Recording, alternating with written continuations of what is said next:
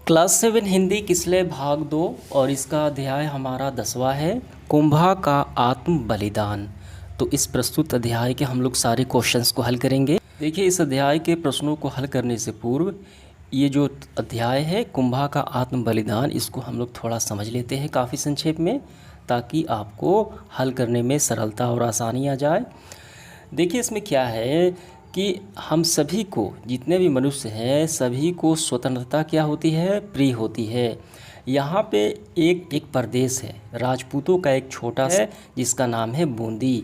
और वहाँ पे हांडा जाति के राजपूत क्या क्या थे, काफ़ी प्रसिद्ध थे और वे स्वाभिमानी थे, वीर थे। ठीक है, अपने मातृभूमि की रक्षा करने वाले थे, प्रेम करने वाले थे, बलिदानी थे। ठीक है, तो हुआ यूँ कि एक एक और चित्तौड़ के महाराणा, ठीक है, थे और बूंदी से अपनी प्रचंड सैन्य शक्ति के बल पर अधीन करना चाहते थे। यानी इस बूंदी रियासत को अपने कब्जे में लेना चाहते थे। कौन? चित्तौड़ के महाराणा, जो उनका नाम था राणा। ठीक है, तो हुआ यूँ कि उन्होंने सैन्य शक्ति के बल पे युद्ध लड़ा, लेकिन बूंदी के हाड़ा राजपूत जो थे काफ़ी वीर थे। उन्होंने डटकर युद्ध किया और उस राजा को क्या किया, हरा दिया, मुंह खानी पड़ी। आज सपूतों के चित्तौड़ के शक्तिशाली राजा को धूल चटा दी, जिससे राजा को अपमानजनक महसूस हुआ।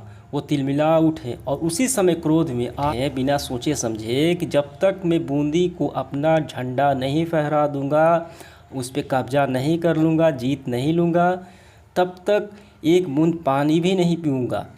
किसने प्रतिज्ञा कर ली? हार के अपमान से चित्तौड़ के शक्तिशाली राजा राणा ने, उस राजपूत रियासत बूंदी को जीतने के लिए। तो ये गलत फैसला ले लिया, प्रतिज्ञा कर ली जोश में आके। तो मंत्रियों ने काफ़ी समझाया कि जीतना काफ़ी आसान नहीं है।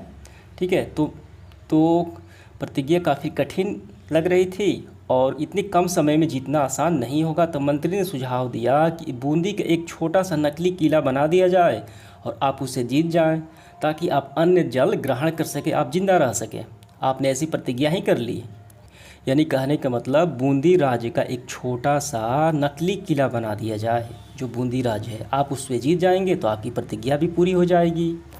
ठीक है, तो ये बात राजा ने मान ली, सबको पसंद आया। किला बनाया जा रहा था, तो उसी समय हाड़ा के सैनिक जंगल से शिकार खेलकर, जो राजपूत बूंदी का हाड़ा सैनिक है, लौट रहा था और ये उन्होंने देखा ये किला बनाया जा रहा है। तो जांच पड़ताल किया तो पता लगा कि ये जो है वीर हाड़ा राजपूत, वो कुंभा था। जो ये जांच पड़ताल कर रहा था, वो पूछ रहा था, तो उसने पूछा कि ये क्यों बनाया जा रहा है। तो मालूम चला कि राजा की प्रतिज्ञा को पूरा करने के लिए। ठीक है, तो वो वीर कौन था जो पूछ रहा था? हांडा राजपूत कुंभा था। कौन सा? इस प्रदेश का, यानी राजपूत का एक हांडा राजपूत जिसका नाम था कुंभा। ठीक है, काफ़ी वीर था ये। तो जब ये सुना तो वो आंखें लाल हो गई, बाहें पकड़ने लगी और ओजस्वी स्वर में बोला, यह नहीं हो सकता मेरी प्यारी मातृभूमि बूंदी, जब तक तेरा यह बेटा जिंदा है तब तक ये अपमान कदापि नहीं हो सकता कि कोई उसका नकली क्या बूंदी बना दे और उसको जीत ले। मैं रक्त की आखिरी बूंद शेष तक अपनी मातृभूमि की रक्षा करूंगा। तो दूसरी तरफ देखिए क्या हुआ कि मातृभूमि बूंदी को अपमानजनित करने का यह नाटक इनके लिए क्या था, अत्यंत असह्य था। वो उनको बर्दाश्त नहीं कर सकते थे। बूंदी निवासी जो राजपूत थे, सब चित्तौड़वासी इस हांडा राजपूत की नाराज़गी से क्या थे, बेखबर थे। और दूसरी तरफ राजा को ये नहीं मालूम था कि ये नकली किला बनाने से बूंदी का जो चित्तौड़वासी, जो बूंदी के लोग हैं, राजपूत हैं, वो क्या हांडा निवासी, वो नाराज़गी है। ठीक है, जब राजा आया नकली किला को जीतने के लिए, तो कुंभा ने उसे रोक लिया और युद्ध करने से, यानी उसको हरा दिया फिर से। ठीक है, यानी कोई भी व्यक्ति ये नकली जो किला बना है उसको भी ये हरा नहीं सकता। चित्तौड़ का एक भी सिपाही बूंदी की इस नकली किले में प्रवेश नहीं कर पाया। ठीक है, तो यही है इस अध्याय में। आइए इसका हम लोग क्वेश्चन आंसर हल करते हैं। देखिए क्या है पहला सवाल हमारा, हमें भरना है। देखिए यहाँ पे इन सबसे भरना है, 5 विकल्प हैं। पहला है राणा डैश का रहने वाला था। राणा कहाँ का रहने वाला था? राणा चित्तौड़ का रहने वाला था। चित्तौड़ का राणा रहने वाला था। देखिए यहाँ पे चित्तौड़ का महाराणा, चित्तौड़, देखिए यहाँ पे चित्तौड़ का महाशक्तिशाली राणा। ठीक है, तो ये आपका पूरा हुआ। दूसरा है बूंदी का डैश किला बनाया जाने लगा। तो बूंदी का नकली किला बनाया जाने लगा। जो राणा था उसको जीतना था, क्योंकि वो प्रतिज्ञा कर लिया था जीतने के लिए, वो नहीं जीत पा रहा था, तो नकली होगा यहाँ पे। तीसरा है कुछ राणा राजपूत जो थे, कुछ हांडा राजपूत जो थे बूंदी के, राणा की सेना में क्या थे, सैनिक थे। यहाँ पे नज़र डालिए, हांडा देखिए, तो यहाँ पे नज़र डालिए, बूंदी के कुछ हांडा राजपूत भी जो क्या थे, हांडा राजपूत भी राणा की सेना में सैनिक थे। तो ये आपका हो गया, घ नंबर देखिए, डैश ने सुझाव दिया कि बूंदी के एक नकली किला बनाए। तो किसने सुझाव दिया, मंत्रियों ने सुझाव दिया, बूंदी के एक नकली किला बनाइए, आप उसे जीत जाइए, प्रतिज्ञा पूरी कर लीजिए महाराज। ठीक है, तो ये मंत्री। अगला देखिए, वीर कुंभा डैश का सपूत था, कहाँ का था, वो बूंदी का सपूत था। तो ये आपका पूरा हुआ। इसके बाद देखिए सब्जेक्टिव क्वेश्चन क्या है हमारा दूसरा, हांडा राजपूतों की राणा से नाराजगी का क्या कारण था, वो बताना है हमें। तो इसका आंसर हम ऐसे लिखेंगे, बूंदी का नकली किला बनाकर राणा के द्वारा जीतना यह हांडा राजपूतों की बूंदी का अपमान माना और इसी से राणा से नाराज़ थे। समझ में आ गया, नकली किला बनाना ही। तो पहला का आंसर हो गया। दूसरा है देखिए, तीसरा, अपनी हार से क्रोधित हुए राणा ने अचानक क्या प्रतिज्ञा कर ली।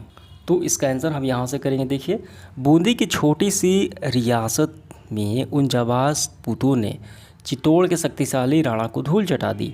वह इस अपमान पराजय से तिलमिला उठे और वे क्रोध से आग बबूला होकर प्रतिज्ञा कर लिए कि जब तक बूंदी पर अपना झंडा नहीं फहरा दूंगा तब तक एक बूंद पानी भी नहीं पीऊँगा। यहाँ तक आपको कर लेना है। समझ में आ गया, प्रतिज्ञा हो गई। चौथा सवाल देखिए हमारा क्या है, राणा की प्रतिज्ञा तुरंत पूरी किए जाने में क्या कठिनाई थी। तो इसका आंसर हम लिखेंगे, बूंदी के हांडा राजपूत योद्धा आज़ादी प्रिय थे। बूंदी से तुरंत टकराना आसान नहीं था राणा को। बूंदी से पराजित राणा को शक्ति को इकट्ठा करने में सैनिकों के हथियारों के समय लगता, क्योंकि बूंदी के युद्ध में राणा अपनी सारी शक्ति खो चुका था। यही परेशानी थी। समझ में आ गया। तो ये आपका हो गया पूरा। इसके बाद देखिए पांचवा, बूंदी का नकली किला क्यों बनाया गया। तो इसका आंसर हम ऐसे लिखेंगे, बूंदी से पराजित होकर राणा गुस्सा में आकर जल्दीबाजी में प्रतिज्ञा कर ली कि जब तक बूंदी को जीतेंगे नहीं तब तक एक बूंद पानी भी तक नहीं लेंगे। लेकिन राणा के लिए यह काम आसान नहीं था, लेकिन प्रतिज्ञा पूर्ण करना भी अनिवार्य था ताकि अन्य जल ग्रहण कर सके और जीवित रह सके। अतः प्रतिज्ञा पूर्ण करने के लिए नकली बूंदी का किला बनवाया गया। ठीक है, समझ में आ गया। इसी कारण। इसके बाद देखिए 6 नंबर, प्रस्तुत पाठ में हांडा कुंभा ने किन किन गुणों का पता चलता है। जो गुण हमें बताना है, तो इसका आंसर हम लिखेंगे, प्रस्तुत पाठ में हांडा कुंभा के शौर्य, पराक्रम, मातृभूमि प्रेम और बलिदान का गुण मालूम चलता है, पता चलता है।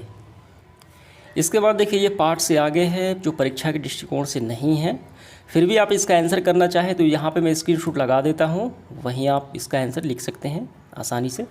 इसके बाद देखिए व्याकरण क्या है हमारा, जो हमें पाठ में जो है, इस पाठ में अध्याय में जातिवाचक और व्यक्तिवाचक संज्ञा को हमें छांट के लिखना है। देखिए हम इस तरीके से लिखेंगे, जातिवाचक मतलब किसी विशेष जाति का बोध हो, किसी एक व्यक्ति ना होकर उस पूरी जाति का बोध हो, जातिवाचक संज्ञा हो। जैसे मनुष्य में देखिए आ जाएंगे राम, मोहन, सोहन, गीता, सीता, कोई भी व्यक्ति आ जाएगा, मनुष्य का नाम, ये मनुष्य जाति हो गई, पूरा मनुष्य हो गया। पशु पंछी, ठीक है, पशु पंछी में बहुत सारे पंछी हो गए, मोर, ठीक है, तोता, गौरैया, वो क्या है, वो व्यक्तिवाचक, और पशु पंछी में पूरी जाति आ गई। राजपूत, सैनिक, बेटा, जंगल, किला, ये सारे जातिवाचक हैं। और देखिए व्यक्तिवाचक में बस नाम होते हैं, बूंदी है, किला है, लेकिन कौन सा किला है, बूंदी, चित्तौड़, महाराणा कुंभा, हांडी जाति, बूंदी किला, चित्तौड़ किला। समझ में आ गया, तो ये आपका आंसर हो गया। इसके बाद देखिए दूसरा, हमें मुहावरों का अर्थ स्पष्ट करते हुए वाक्य का प्रयोग करना है। धूल चटाना, इसका मतलब क्या है, धूल चटाना मतलब होता है हरा देना। कुंभा राणा को धूल चटा दिया, ठीक है, कुंभा राणा को धूल चटा दिया बूंदी की सेना ने, ये बन गया। आग बबूला होना, आग बबूला होना मतलब क्रोध हो जाना, क्रोधित हो जाना। तो इसका क्या होगा, राणा अपनी हार से आग बबूला हो गया और प्रतिज्ञा कर लिया गुस्से में। ठीक है, आंखें लाल होना, आंखें लाल होना ये भी क्रोध से ही संबंधित है। बूंदी के अपमान की बात सुनते ही कुंभा की आंखें लाल हो गई, जो कुंभा का योद्धा था उसकी आंखें लाल हो गई। ठीक है, इसके बाद लाशों से गुजरना, तो बूंदी के जीतने के लिए राणा को कुंभे की लाश से गुजरना पड़ा। ठीक है, ये हो गया, कठिन है, कठिन होना। मुँह की खाना, ठीक है, यानी हार जाना। बूंदी के युद्ध में चित्तौड़ की सेना मुँह की खानी पड़ी, यानी हार जानी पड़ी। तो ये आपका पूरा हुआ टोटल